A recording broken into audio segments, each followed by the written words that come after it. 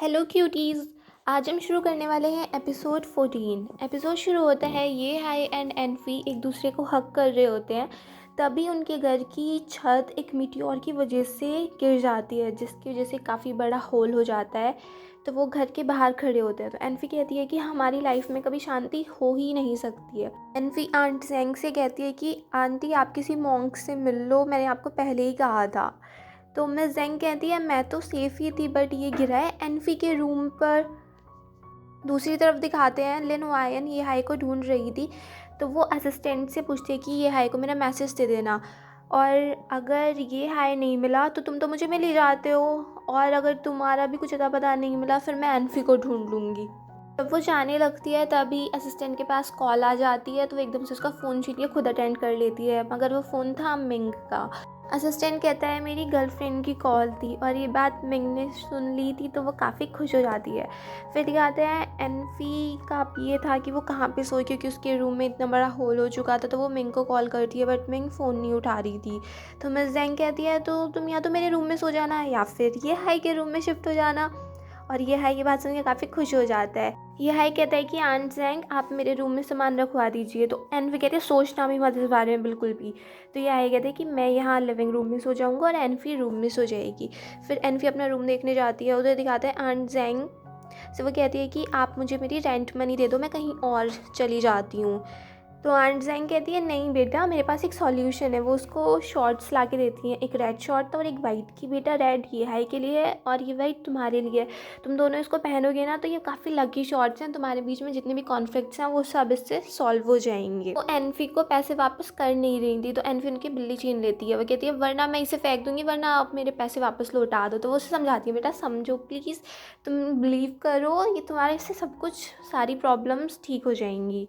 तभी वहाँ पर ये हाई आ जाता है। तो आंट कहती है बेटा तुम दोनों ही शॉर्ट्स पहनना, इससे तुम्हारी सारी प्रॉब्लम ठीक हो जाएगी। तो एनफी उसको वो कहती है कि ये लो पहन लो। तो ये हाई कहता है कि मैं तो सिर्फ इस कंपनी का अंडरवियर पहनता हूँ। उसको ब्रांड दिखा रहा होता है। एनफी मना करती है कि प्लीज़ रुक जाओ। कहती है आंटी ने कहा है इसलिए दे रही हूँ मैं। तो ये हाई कहती है कि एनफी तुम यार साइंटिफिक रिसर्चर हो, तब भी तुम इन सब में कैसे बिलीव कर लेती हो। फिर एनफी ये हाई को रूम से बाहर कर देती है। रूम में एनफी को नींद नहीं आ रही होती और ना ही बाहर ये हाई को नींद आ रही थी। दोनों उस बारे में सोच रहे थे।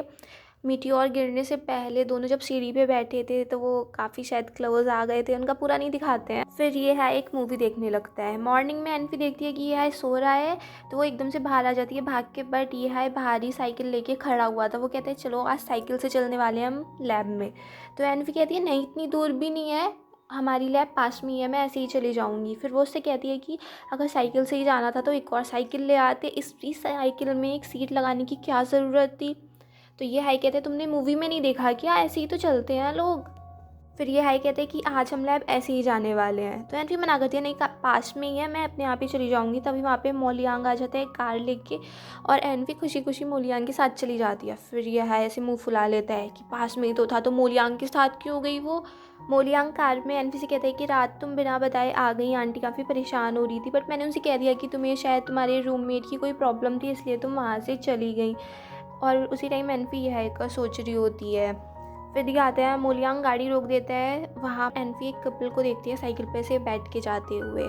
उधर ये हाई साइकिल चलाने की ट्राई कर रहा था, बट उसे साइकिल चल नहीं रही थी अच्छे से। वहीं पे मोलियांग एनफी के लिए ब्रेकफास्ट ले आते हैं। तो एनफी बहुत खुश हो जाती है, वो कहती है कि कभी भी मेरे लिए कोई ऐसे ब्रेकफास्ट नहीं लेके आया।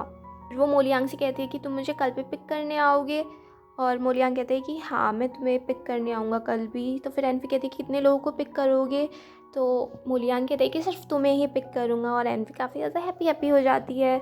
मोलियांग एंड एनफी जब लैब में जाते हैं तो वहाँ पे लिन हुआयन खड़ी थी। वो मोलियांग से प्रोजेक्ट की डिटेल्स मांगती है।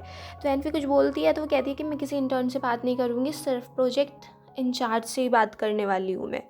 मोलियांग कहता है कि वो इन्फॉर्मेशन तो आपको सिर्फ ल्यूलैन दे सकती है, और अभी ल्यूलैन नहीं है यहाँ पे, तो उसके बाद सिर्फ एनफी ही उस बारे में तुमको बता सकती है।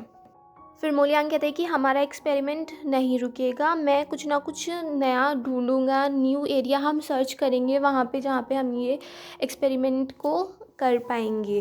फिर वो कहते हैं कि एक्सपेरिमेंट चाहे कितना भी धीरे धीरे हो, स्लो हो, बट इस बार जो भी होगा उसमें कोई मिस्टेक नहीं होंगी। फिर लिन हुआयन कह रही है कि इतनी छोटी सी बात कि हाई फ्रिक्वेंसी यूज़ करने वाले हो, इससे तुमने पूरा प्रोजेक्ट रोक के रख दिया है।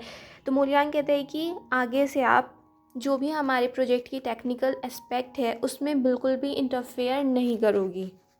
लियू लैन टोंगजी लोंग से मिलने आई थी और वहाँ पे यह बड़ी परेशानी से दूसरी साइड साइकिल चला रहा होता है। असिस्टेंट उसे बताते हैं कि लियू लैन वहाँ पे गई है और ये है वहाँ पे उनकी सारी बातें सुनता है। तो टोंगजी लोंग कहते हैं कि रिसर्चर लियू, आप उस एक्सपेरिमेंट जो अटलांटिक में हुआ था, सब यही सोचते थे कि तुम अब कभी दूसरा कोई ऐसे एक्सपेरिमेंट नहीं करोगी, तुम वापस नहीं आओगी।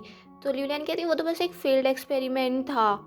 ऐसे टोंगजी लोंग कहता है कि फेल्ड एक्सपेरिमेंट, तुमने लार्ज रेंज उसकी रखी और उससे कितना ज़्यादा डैमेज हो गया। तुम इतनी प्रॉमिसिंग थी, सब तुम्हें इतनी रिस्पेक्ट देते थे, सबको तुम पे भरोसा था, बट तुमने उस सबका क्या किया, तुमने सबको धोखा दिया। बट हमारी प्रोजेक्ट टीम अभी भी जिंदा है, तुम्हारा धोखा हमसे छिपा हुआ नहीं है। तो लियू लैन कहती है वो सब सिर्फ मिसअंडरस्टैंडिंग थी, पहला एक्सपेरिमेंट और ये सब सिर्फ कंजर्वेशन टेक्निक को ढूंढने के लिए ही हो रहे हैं। रिज़ल्ट कभी कभी ऐसे कुछ गलत हो जाते हैं और ये पोसाइडन एक्सपेरिमेंट होना बहुत ज़्यादा ज़रूरी है। जो तुम्हारे साथ हुआ उसके लिए सॉरी, बट मुझे उस बारे में कुछ नहीं पता था। तो टोंगजी लोंग और ज़्यादा गुस्सा हो जाता है कि तुम्हें कुछ नहीं पता था, हाई फ्रिक्वेंसी का यूज़ क्यों करवा रही हो, फिर मोलियांग का जो एक्सपेरिमेंट हो रहा है इसको क्यों तुम फेल कराना चाह रही हो। तो लियू लैन कहती है कि मैं सिर्फ बेस्ट चाहती हूँ, मेरा कोई भी मतलब नहीं है कि ये एक्सपेरिमेंट फेल हो। और वो कहती है कि तुम तो सिर्फ प्रोजेक्ट टीम के लीडर थे, प्रोजेक्ट टीम में थे, तुम्हें शायद पूरा एक्सपेरिमेंट समझ भी नहीं आया हो। और वहाँ से ये कह के चली जाती है। लैब में लिन हुआयन कहती है कि मुझे हाई फ्रिक्वेंसी का कुछ पता नहीं था कि कैसे तुम क्या करने वाले हो। मोलियांग कहते हैं अगर नहीं पता था तो अब सुन लो। फिर एनफी उसको बताती है कि अगर इसे लार्जर मतलब इससे लार्जर एरिया तो डिस्कवर हो जाता है, बट उतना ही ज़्यादा जितना तुम एरिया करने वाले हो उतनी ही ज़्यादा मेराइन लाइफ इफेक्ट हो जाएगी। तो लिन हुआयन कहती है तो इससे हमें क्या फ़र्क पड़े। तो एनफी कहती है अब पहले जैसी बात नहीं रही है, 10-20 साल पहले इससे कोई फ़र्क नहीं पड़ता था, मगर अब बहुत ज़्यादा लोग इसी बारे में काम करने लगे हैं। मेराइन एनवायरनमेंट पे बहुत ज़्यादा लोग वर्क करते हैं, इस पर बहुत ज़्यादा फोकस करते हैं, इसीलिए तो हमने इतनी लंबी रिसर्च करी है, इतनी लंबी रिसर्च सब लोग करते हैं। लिन हुआयन मोलियांग से कहती है तो तुम्हारी चॉइस है ना कि तुम उस एरिया में करना चाहते हो या नहीं करना चाहते हो। तो मोलियांग कहता है कि मैं नहीं करूँगा वहाँ पे। तो फिर लिन हुआयन कहती है अगर तुम्हारा सुपीरियर भी तुमसे कह दे, तो मोलियांग तब भी मना कर देता है कि मैं तब भी नहीं करूँगा। फिर एनफी कह रही थी कि हैन हाई ग्रुप कभी भी इस बात के लिए राज़ी ही नहीं होगा। तो लिन हुआयन बहुत गुस्सा हो जाती है कि तुमने ये हाई को क्या समझा हुआ है, तुम्हारी वो सारी बातें मानता है, तुमने उसको अपना हंटिंग डॉग बना रखा है, लैब डॉग बना रखा है, जो तुम चाहे वो उससे करवाती रहती हो, और तुम उसे क्या अपने आप का मेम्बर समझने लगी, उसकी फैमिली मेम्बर बन गई हो तुम। उसे ऐसी काफ़ी सुना देती है वो।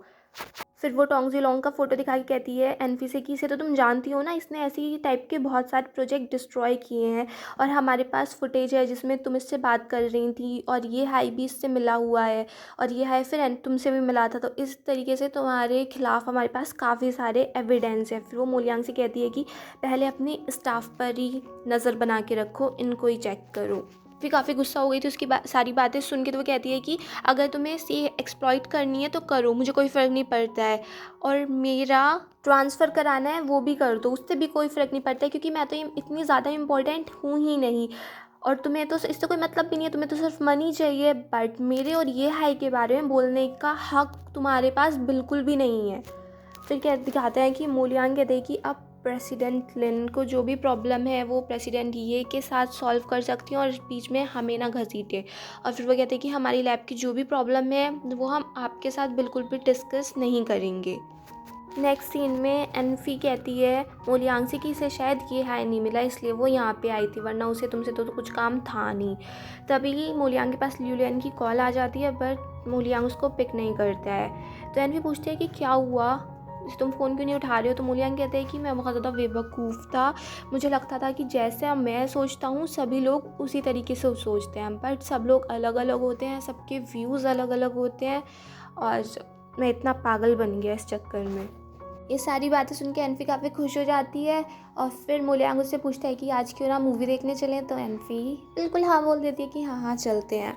मोलियांग एनफी को लेके जाता है कि मूवी देखने चल रहे हैं, और तभी रास्ते में वो क्या करता है, उस ल्यूलैन के बारे में ही सोच रहा था, और जहाँ पे उसको मुड़ना था थिएटर के लिए वो वहाँ पे नहीं मुड़ता। फिर एनफी पूछती है कि क्या हुआ, तुम्हें कोई दिक्कत है? तो वो कहते हैं नहीं नहीं ऐसा कुछ नहीं हुआ। तो एनफी कहते हैं चलो ठीक है, मूवी नहीं चल रहा है, मुझे बस यहीं छोड़ दो। तो फिर वो एनफी को वहीं पर छोड़ देता है।